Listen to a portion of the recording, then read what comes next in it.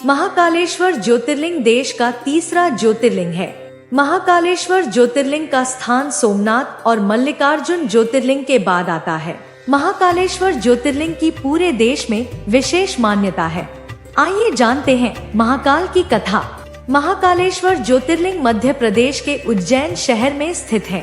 उज्जैन एक प्राचीन नगर है जिसे प्राचीन काल में अवंतिका और उज्जयिनी के नाम से भी जाना जाता था। इस नगर का प्राचीन ग्रंथों में उल्लेख मिलता है। यह नगर क्षिप्रा नदी के तट पर बसा हुआ महाकाल के रूप में प्रकट हुए शिव जी। उज्जैन में भगवान शिव के कई भक्त थे। यहाँ पर एक ब्राह्मण परिवार रहता था।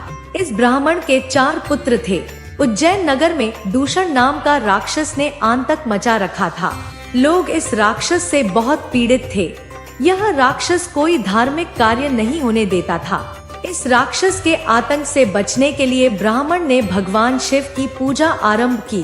भगवान भोलेनाथ ब्राह्मण की तपस्या से बहुत प्रसन्न हुए।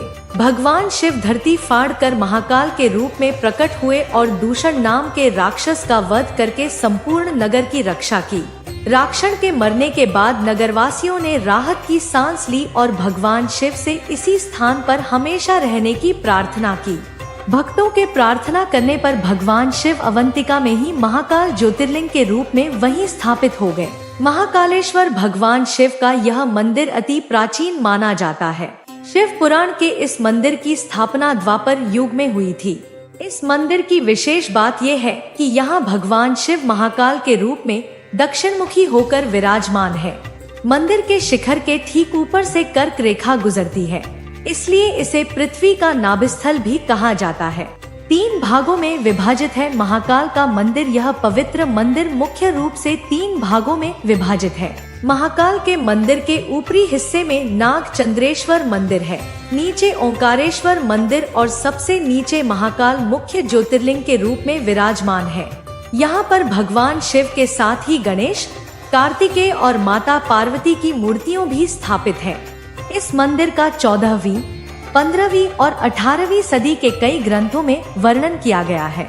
भस्म आरती से जगाया जाता है। महाकाल को मंदिर में सुबह के समय महाकाल की भस्म आरती की जाती है।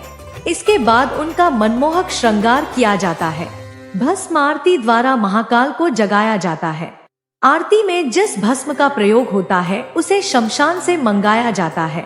माना जाता है कि भस्म ही संपूर्ण सृष्टि का सार है, इसलिए भगवान शिव इसे हमेशा धारण किए रहते हैं।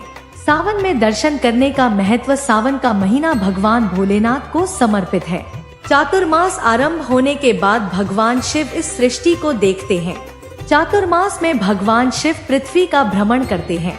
मान्यता है कि सावन में महाकाल के दर्शन करने से कई प्रकार के कष्ट दूर हो जाते हैं।